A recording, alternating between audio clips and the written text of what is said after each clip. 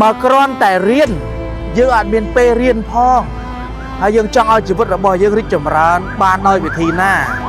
បងប្អូនទៅចាំថាភាពមានបានភាពរីកចម្រើនវាអត់កើតឡើងចំពោះមនុស្សដែលអវិជ្ជាទេ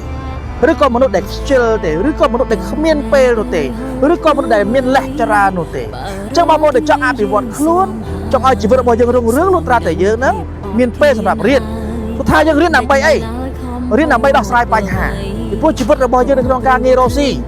ក្នុងការធ្វើការងារឲ្យគេគឺមានបញ្ហាវាជួបច្រើនធ្វើការងារឲ្យគេក៏ជួបបញ្ហាចេញរកស៊ីឲ្យខ្លួនឯងក៏មានបញ្ហាដែរហើយបើយើងត្រូវរៀនព្រោះរៀនដើម្បីទៅដោះស្រាយនៅបញ្ហាទាំងអស់ហ្នឹងអញ្ចឹងបងប្អូនគិតថាខ្លួនឯងចង់រៀនខ្ញុំសូមនៅពីអាជីវកម្មមួយដែលដងជាមួយនឹងអនឡាញខ្ញុំមានបទពិសោធន៍ជាគ្រូបន្តបណ្ដា8ឆ្នាំមកហើយនៅក្នុងការបន្តបណ្ដាជំនាញទីផ្សារនិងការលក់លើវិស័យអនឡាញអញ្ចឹងបើសិនជាបងប្អូនចង់រៀនកាន់ page TikTok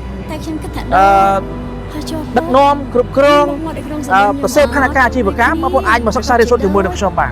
ខ្ញុំបង្រៀនបងប្អូនមួយថ្ងៃពេញតម្លៃទៅតែ$50ទេក្នុងមួយនាក់បងប្អូនចូលរៀន2នាក់ free មួយនាក់ជូនបងប្អូន